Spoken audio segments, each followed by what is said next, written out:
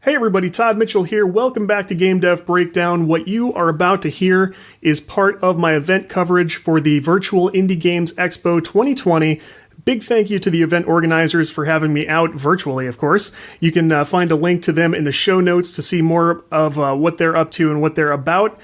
In each of these episodes, I will speak to multiple teams who showed off their projects and are doing their thing. It's all very interesting. They're great folks to get to know, so hang out, relax, and enjoy this event coverage. Good evening, fans. Tim Kitzrow here, the voice of NBA Jam, and you're listening to the Game Dev Breakdown Podcast, brought to you by CodeWritePlay.com.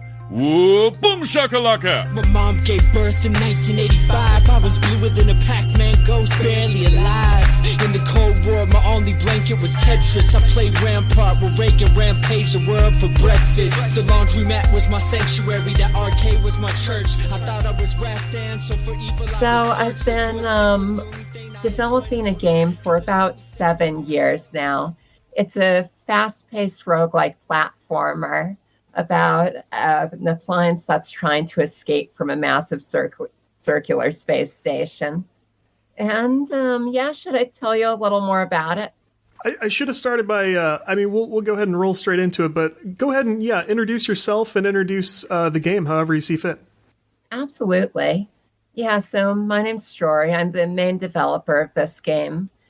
And like I said, it's a physical roguelike. So really it's all about these fast action situations and the excitement of staying on the knife's edge where everything's trying to kill you in these dangerous situations. And a lot of it times it does, but you learn from your mistakes and you get better at it and get better at reading the situations. And also it's a physics game, and it's all about this funny slapstick chaos. Like explosions are blowing people up and throwing their bodies into other people, knocking them over. And it's just full of traps. And sometimes the enemies blunder into the traps too. And like you enter a room and it's just a smoking wreck because someone already set off the thing that was supposed to kill you. So a whole lot of emergent situations and surprising things that, sometimes work out in your favor and sometimes get you killed. We like to joke that there's just terrible safety standards on this space station because the enemies are always getting killed by like the electrified floors and things. It's also all about cleverly figuring out these situations. Like there's wires going to all of these systems that you can cut. You can melt through walls by throwing acid at them. You can light things on fire. And the more you understand, the more you see that there's all kinds of options for getting through these rooms. And I really tried to design the game so that there's never just one way to do things. The players can really figure out their own way to survive. And like I said, it's also a super fast game. So while you're figuring out these situations, you have like 3 different things trying to kill you at once. Another thing about the game is it has a really unusual control scheme. So there's an arm that you control that points towards the mouse, a little bit like getting over it. And it kind of puts your hand in the game. So you can pick up objects, you can move them in any direction. And like this novel control scheme really lets you intuitively do things. Like you can hold an object in front of you that blocks bullets. You can throw the object, it knocks over people. You can swing it and like whack people over the head to knock them down. Or even like cover an electrified floor in furniture and then make a little safe platform for yourself. So it really ties into this idea of problem solving and figuring out your own solutions. I guess the other big thing is it's a really unique game shape. So it's a space station, and it's a realistic design for a space station where it's a massive circle that's spinning to generate gravity. And this is something I've almost never seen done in a game, so I decided to make it. And, because this is a really different setting, there's this real sense of wonder where it's always surprising you. Like sometimes the curvature is really visible and you're running around these circular rooms. Sometimes you're so far out from the center that it almost looks like a regular platformer.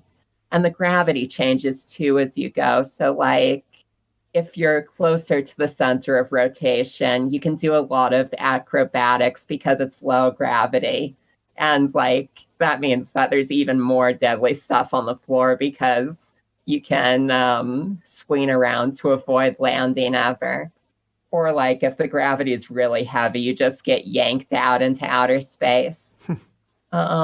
And there's also areas where it's completely weightless, so you're just floating through the air.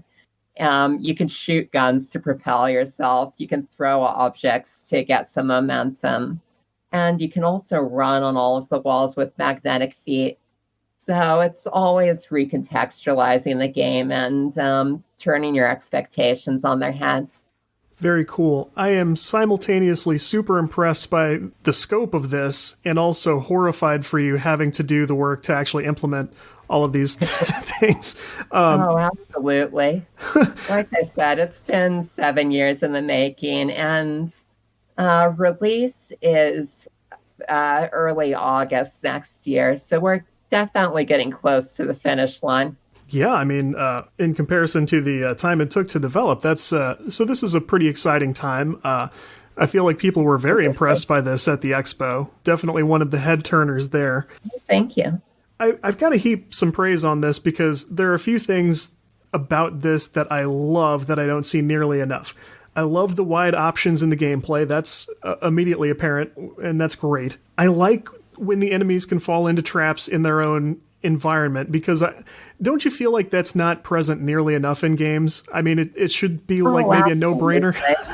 Yeah, I think that's like one of the most interesting things is being able to use systems against the enemies, because in too many games, it's all about how much damage you do to them, how much damage they do to you. And like there is a gun you can get. You can run and shoot, but it's not really about running and shooting. It's about being more clever than the things that are trying to kill you. Yeah, and I like when a game like this lets the player be smart. It's more than just feeling smart in this case. Like, you can come up with, it seems like, pretty clever ways to do things, and not nearly enough of that either. And it's fun because you see different players. They all find out like their own unique game styles, and it's so fun watching play tests of this game because they're all so different. Like, we've been working a lot with the Mario Kaizo community. It's like really hard hacked versions of Mario. And, these players are extremely skilled platformer players. And they focus on, using that raw skill to just jump through the traps and outrun things a lot of the times. Whereas some other players we get in there are very deliberate, and they'll just sit there thinking about all the systems they're observing and really figure out, okay, how can I use the tools I've got to do something clever and get through this room in a creative way. And like the funniest thing I've seen in the game is one player, like within like the first 10 minutes of playing, he found out he could pick up people in the game. So forever after, he'd always have a friend with him, like one person he was carrying around everywhere. And, he called them his friend. And it didn't matter if they were a live person or a dead body, as long as it was something he could pick up. And what's funny is that even though it was a humorous situation, it was also really useful, just because holding anything in your hand is useful. like if you have a dead body in your hands, that's a human shield. So like if someone tries to shoot you, they'll hit the body first. Or if you see some robots that are going to attack you, if they see you, you can toss the body in front of them and they'll like charge forward and run into each other and blow up. So what's weird is that even though it was such a wacky off the wall style, it still worked out. You brought up a good point, which is more than just letting people be creative. Introducing this kind of widely optional gameplay, I feel like wouldn't it allow many more players to be able to do it in the first place than might have been able to previously? I mean, some people are so entrenched in a certain style of play, they might not even be able to do a different one very well. Oh, absolutely. And that's been one of the most interesting things in designing this game is that, thinking through things and solving problems almost sounds like a puzzle game, right? But it's like fast-paced action puzzling where when you do something clever, what it does is it reduces the danger. It solves a situation kind of in the same way that killing an enemy in a straightforward action game solves the situation. So, like, I design rooms thinking about all the different ways you can solve it. So maybe if you have the acid, you can get through this wall and avoid the laser. Or maybe you can shoot the laser to blow it up. Or this isn't quite in yet, but I want you to be able to set things on fire and fill the room with smoke, which diffuses the laser. Or just all kinds of different things. Cut a wire to close a door on the laser. Yeah. I mean, watching this on stream will be a blast in itself, I'm sure. And it's also procedurally generated. So, like I said, it's definitely a harder game, and people die a lot going through it. But because the levels regenerate and reconfigure, it's always fresh, and you never quite know what's going to be in the next room. So it keeps it more interesting, even though you're playing the same sections over and over. Do you imagine this hitting? I mean, do you have a plan for different platforms for this, or is that sort of in the future? For the start, I'd like Linux and Windows, and I'd love to expand it to consoles and different platforms at some point in the future. But right now we're focusing on a PC release. Do you picture working on additional content after it comes out, or sort of letting it stand on its own? I would absolutely love to expand the scope of the game after the main game comes out.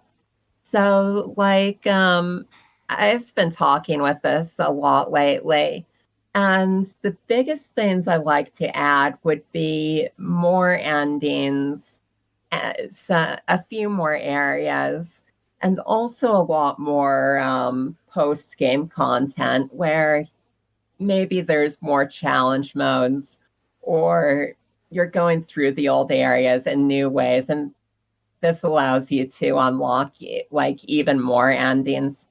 I like that. Because this is the kind of game that once a following is established, they're probably not going to leave you alone for a while. I think you'll develop very loyal players this way.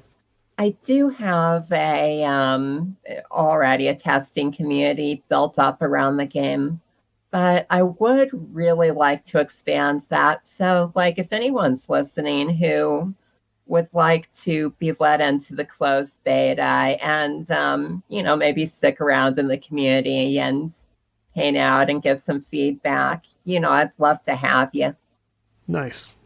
I have to ask, because this has been in development so long, what is the technology like that you used to create the game, and has it been sort of difficult to use it over that long a period of time, if that makes sense? So I use Unity as the engine, and I design a lot of 3D models in Blender. And definitely I've gone through a few different Unity upgrades that basically every time you upgrade Unity, a bunch of things break. And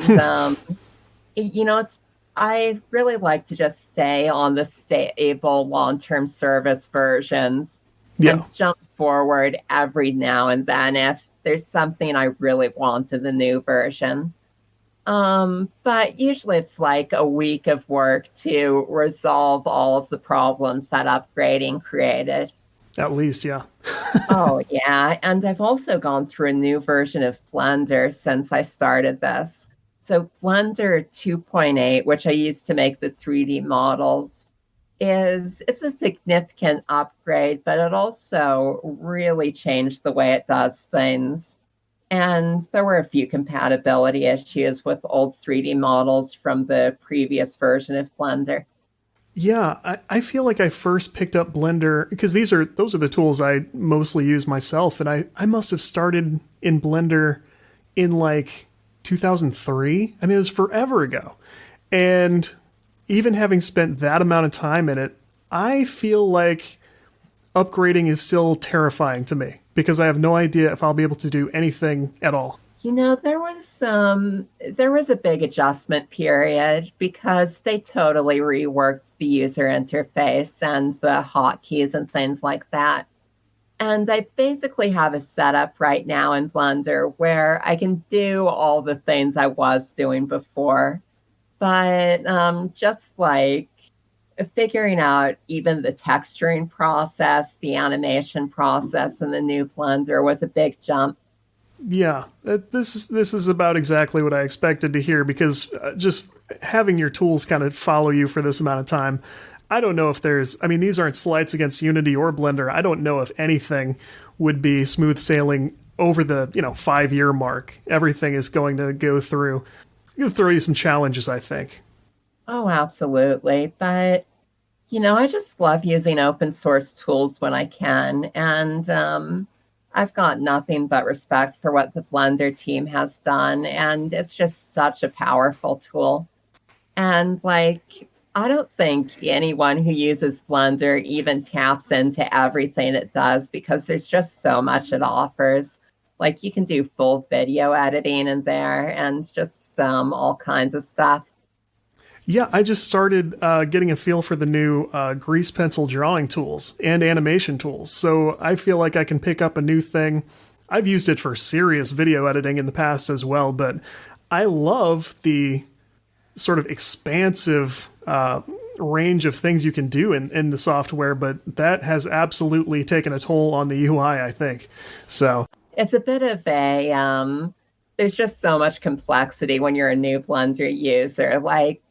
There's so many options that you can just get absolutely lost in all of the menus. And I think the biggest advice I give to new Blender users is just figure out the things you actually want to do and develop a total blindness for all of those menus. Because, you learn what you need as you use it, but it's very easy to just get totally overwhelmed. I think that's excellent advice, is keep the blinders on while you use it, Oh, yeah, totally. And with this long development cycle, it's also, we've really been refining our idea of what the game is and what the game does best over this time. When we started making it, well, mostly when I started making it, my wife makes textures and we talk a lot about game design stuff, but I'm the main artist and programmer. Mm-hmm. At first, I knew I wanted to make a platform that was on a hard science fiction rotating space station, and that involved a 3D printer robot that was trying to escape. But I didn't quite know what that would look like. I started working in Game Maker just for a prototype. And it wound up being that working in Unity, it was much easier to really make that work because in order to make a circular world that's block-based, where you have individual blocks you can destroy, you really need all different sizes of blocks because each block gets narrower as you go up and you approach the center of the circle. And the number of rooms per ring also changes as you go. So there's some areas where there's 64 rooms, a 64 room ring above a ring where there's 128 rooms. And like, that's just not really something I could do in a 2D tile-based system easily. Yeah. So I wound up working in Unity. And I also, when I started the game, I was thinking maybe it would involve more RPG mechanics, like maybe you can eat books to learn how to talk to people. You could eat computers to learn to hack systems. And as I played with the game more and really started putting the systems in, I realized that just using tools and these systematic physical interactions were really satisfying, and that's what I wanted to focus on.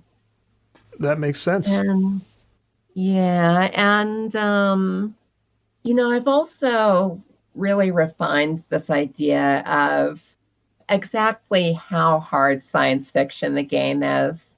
Like, the ideal is that everything is totally realistic. Like, it's a realistic space station design where it's a giant centrifuge that simulates gravity by pulling everything outward from the center. So a space station like that in real life would have a Coriolis force where basically you could jump farther to the right than you could to the left. And like, that idea was just, it's a lot to expect players to be able to intuit, especially with the changing gravity, which is still in there. Yeah. And also some other things that I originally wanted to make more realistic, but wound up deciding that ultimately gameplay needs to come first. Like, just being able to direct your jump after you've left the ground is something you can't really do in the real world, but you need to do in platformers. Or the way that bullets move faster than you can dodge in real life. That's much more satisfying in a game if they're moving slow enough that you can interact with their movement. Mm-hmm. I don't know, but it's also something that other hard science fiction deals with too. Like, the Expanse TV series is, it's been doing things that I've wanted to see in science fiction TV for a long time, like rotating space stations like the one in CreatorCrate, and spaceships that turn around halfway in their flight because they need to spend as much time decelerating as they spend accelerating. But even that has a big gimme where they have basically magical fuel where the ships can just apply as much thrust as they need without running out of fuel and just accelerate at 1G forever. And, I think most hard sci-fi is like that, where you focus on the interesting, realistic things that add something to your world and, make it more intuitive and something that you can really get your head around and imagine yourself living there. But when the story needs it, you kind of bend that to help the fiction. Mm-hmm. I feel like we could talk about this a lot longer, but because we're running low on time, let listeners know where they can find the game and where they can follow your work. You can play a free demo and wishlist the game at creatorcrate.net/Steam. And wishlists are super helpful right now. Like, they'll really help for a successful release. Also, if you're interested in becoming part of that beta testing community I talked about, just send me an email at creatorcrategames@gmail.com. And you can follow the game's progress on Twitter at CreatorCrate. Excellent. I would definitely encourage people to check the game out. Congrats. You've clearly been through a tremendously long development cycle, and it looks like it's coming to a close. So that's very exciting, and we'll look forward to seeing the final product. It's great talking about it, and I'm really excited to be this far in development, and I think it's going to be a great release. Very cool. Well, congrats on a great expo weekend, and we'll look forward to checking in with you to see how things are going. Yeah, thank you so much for having me on.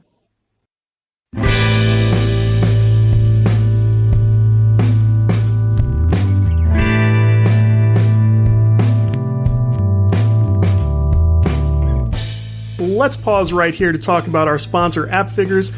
AppFigures is all about giving game makers the tools they need to get more downloads and revenue. You may know them for analytics and App Store optimization. Now AppFigures can help you track competitors from downloads and dollar amounts to audience demographics and even which SDKs they use. Their competitor intelligence gives great context. If a competitor adds a new feature or gets mentioned in the news, AppFigures can tell you if that brought in more downloads. If you have an idea for a new app or a game, AppFigures can tell you how big the market is and how much money it could make you. That's just scratching the surface. Whether you're growing your app or building a new one, AppFigures has the tools you need to reduce risk and get more downloads. You don't need a huge budget or a data science degree. AppFigures has made it affordable and simple, and they can guide you step by step through gaining more visibility with ASO and increasing your revenue by learning from your competitors. Head to appfigures.com/on/GameDevBreakdown to try AppFigures for free, and if you like it, use our special code GDB3030 to get 30% off for the next 3 months.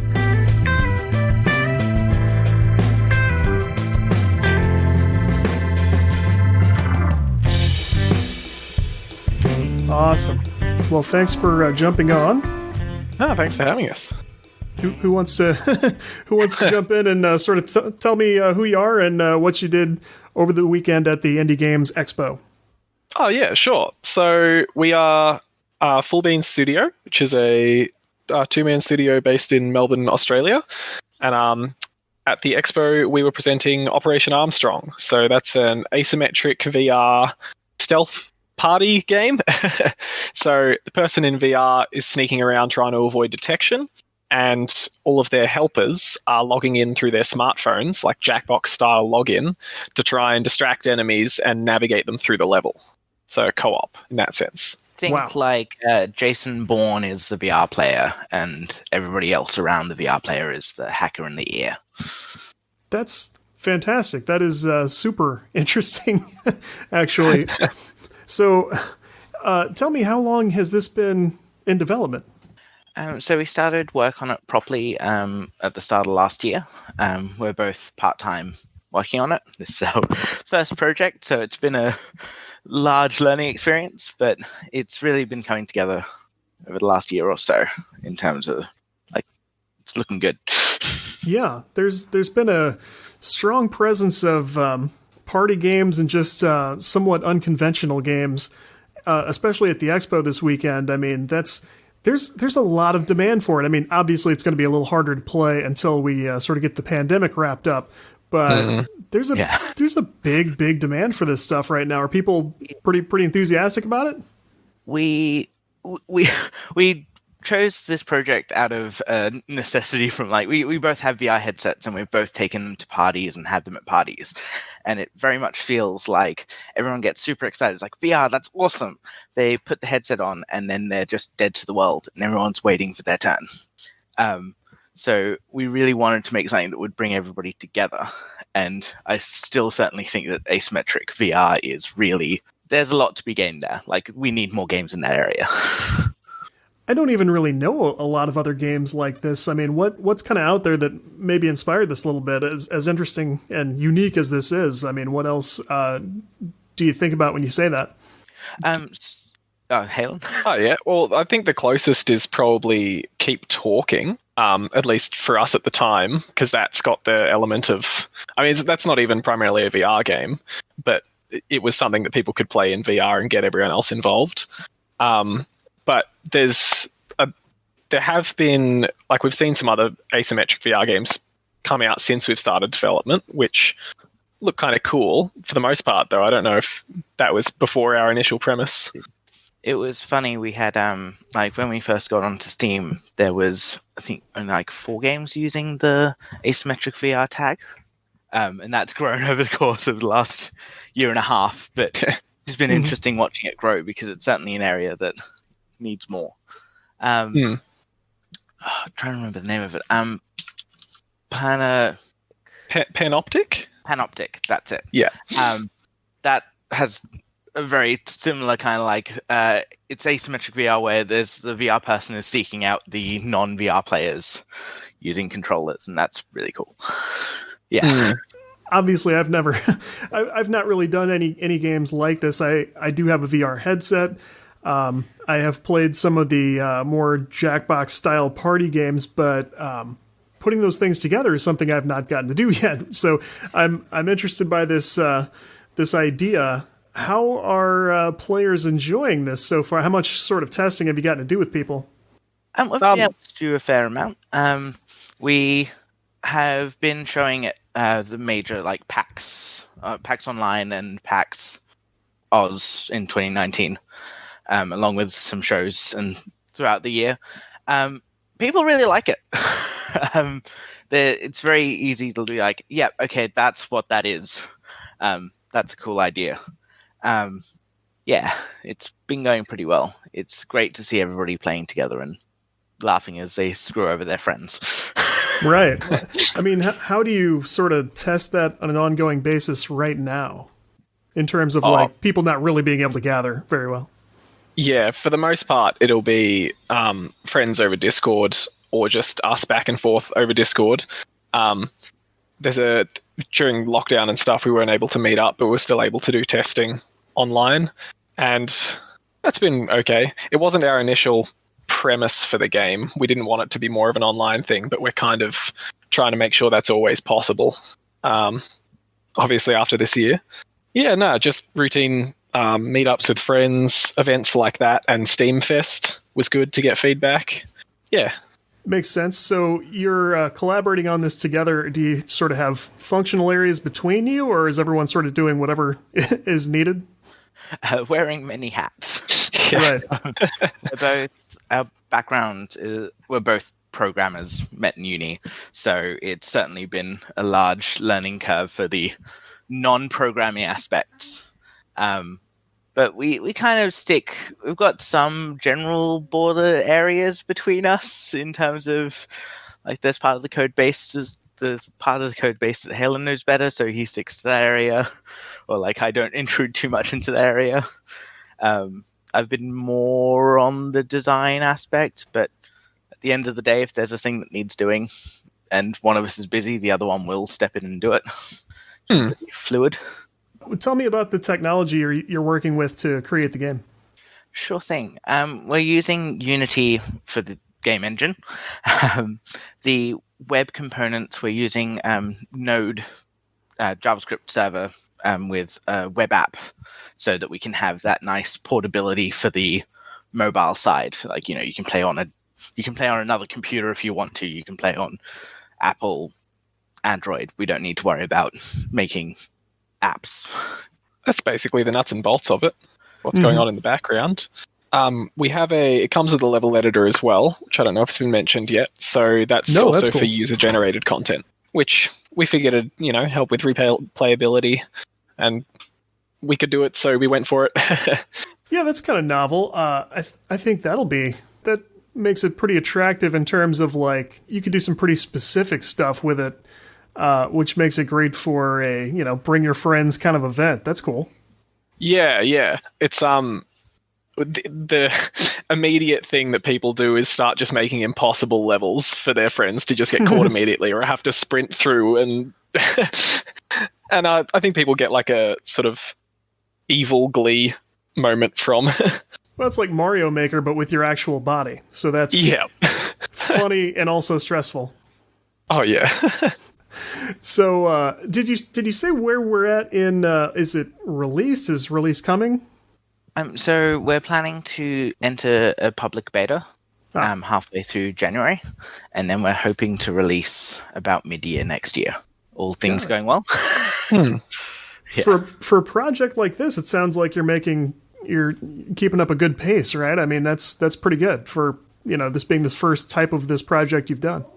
Yeah, it's certainly it's felt like a long time, but as I said, first game, so it's very much like it's the first time we're doing this. But we're just about feature complete in terms of like the hackables that we have and the mechanics that we want. So it's really going to be, next step is going to be polishing, making everything really nice in terms of like playability. So yeah, that's the game plan. It certainly has felt like a roller coaster ride. Oh yeah, development wise. I think that's a hallmark of a good project. I mean, based on my experience, everything's supposed to feel a little bit maybe nauseating at times. It's certainly one thing that I never anticipated would be like the highs and lows of development in terms of like morale wise. You have high points and low points, and never really thought that would be how it goes. But yeah, I agree with that. It's surprising. Even I've done solo projects that were that way, and it's weird when there's really no dynamic between you and like another collaborator. It's crazy how great it is at moments and then nightmarish at moments. It's like, I almost can't even imagine.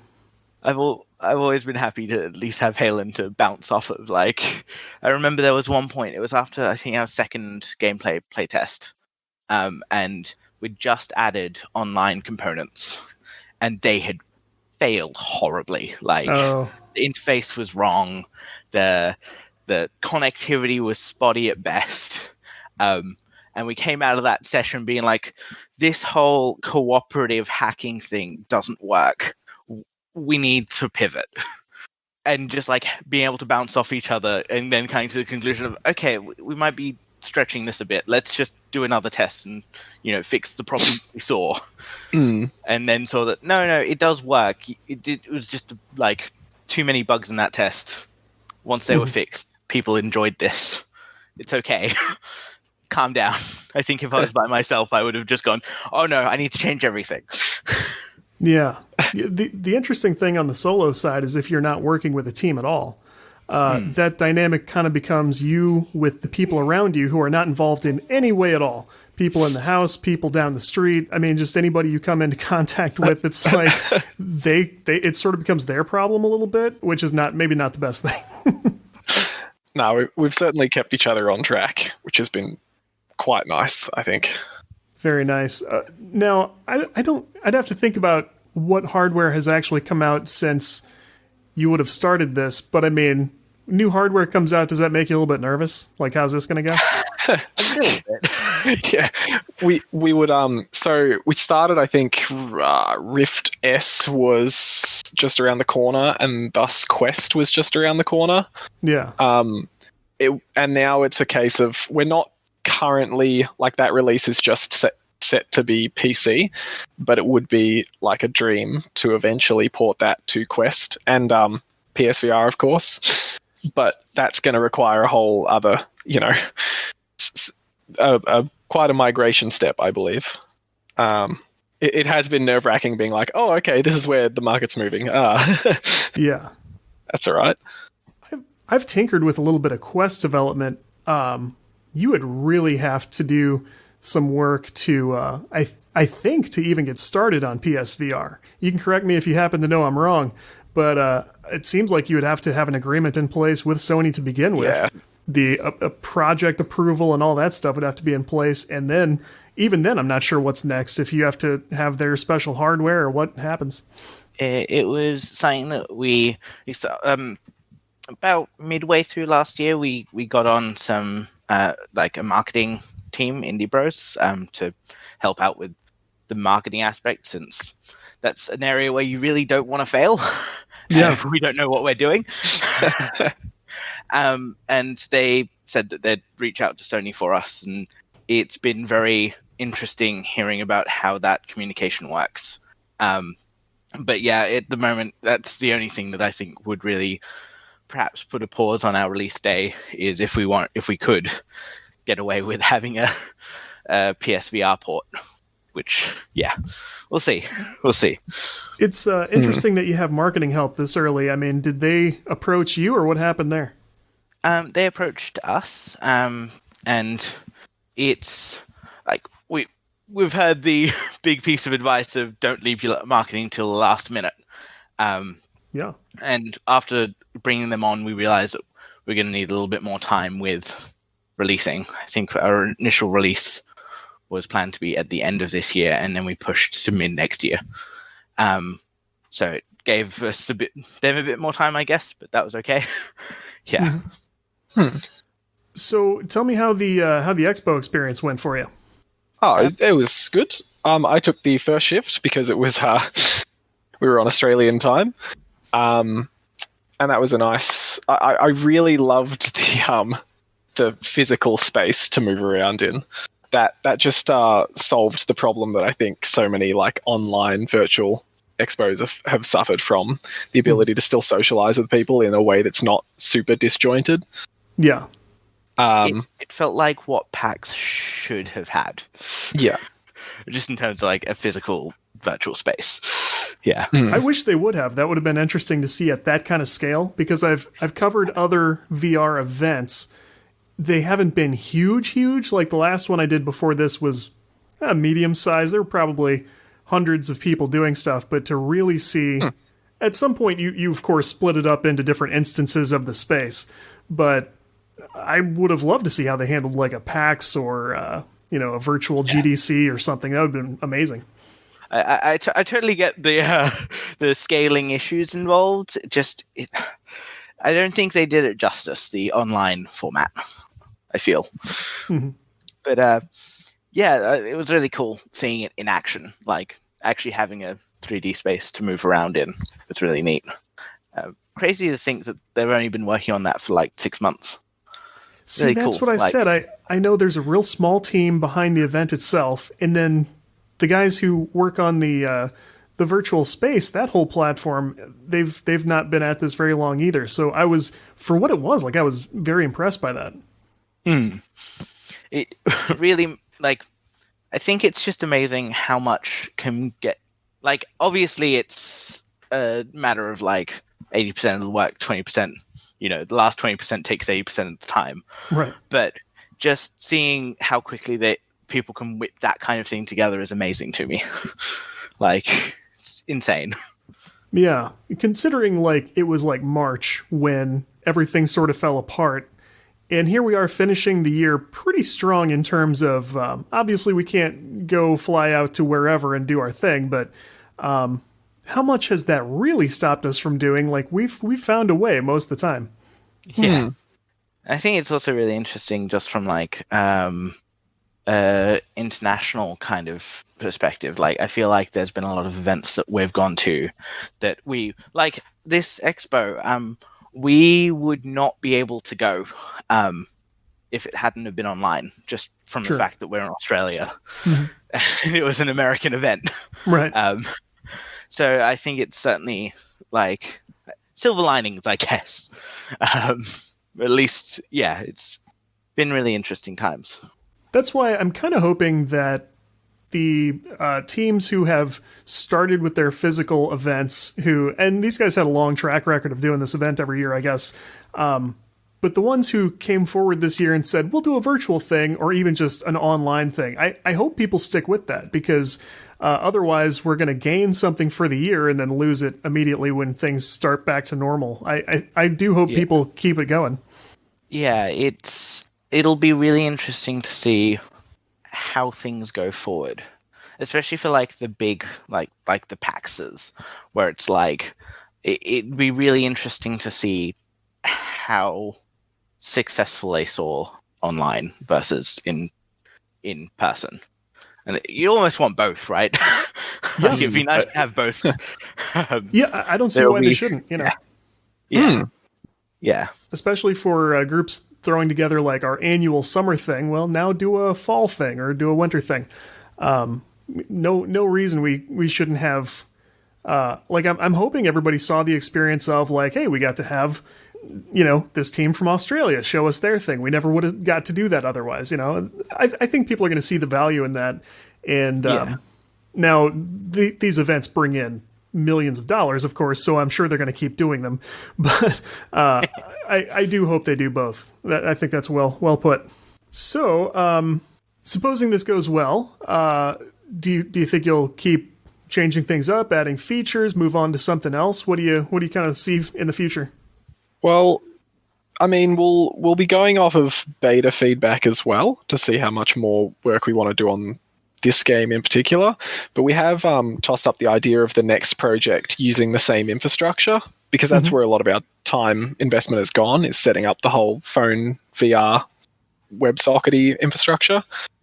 So we've tossed up the idea. Everyone was super excited for or people have brought up they want competitive smartphones versus VR gameplay. So we've been throwing around ideas for maybe something along those lines after this game. Yeah. We've got loads and loads of ideas that we'd love to pursue, but we're just trying to see where we're at with this in the middle of next year and make our decisions then. Yeah, it's a super cool thing. I'm embarrassed to say, I didn't really know about any of the games that did this kind of thing with smartphones and VR, but I don't see any reason that this wouldn't be wildly popular. I mean, I would love if somebody brought their hardware to an event, or of course I have my own here. I just happen to have a Quest in my case, but that seems like a fantastic way to spend an evening with friends. And for that reason, I think especially when we're all in person again, which hopefully is very soon, fantastic. That'll be a great way to spend a night. That's what we want to hear. We're really happy with the idea behind the game, and we do think it has legs.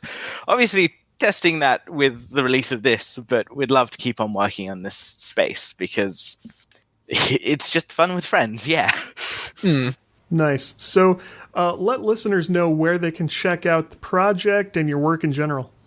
So Operation Armstrong on Steam is our go-to landing page.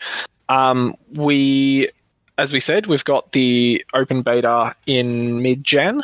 So if people are looking to get on board with it, they can actually give it a play then. Any other locations, Jay? We're also active on Twitter and Instagram at Fullbean Studio. That's our tag. Come check us out. See what you think.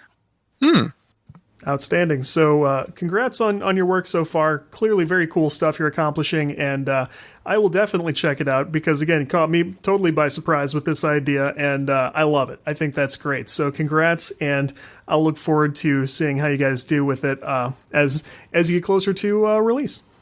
Thanks. Awesome. Thank you.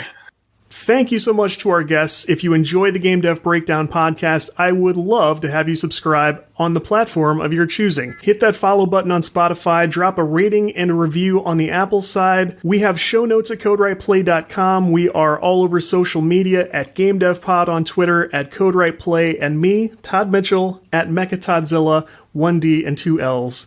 Love hearing your feedback. Reach out with topics, what's on your mind, what you're up to, and we love talking about that stuff too. So, more next time. Take care of yourselves out there. Keep working hard, keep making us proud, and I will catch you next time.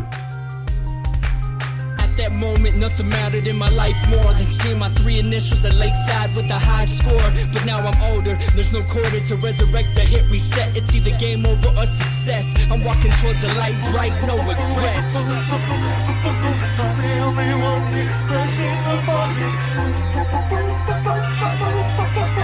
It's just me.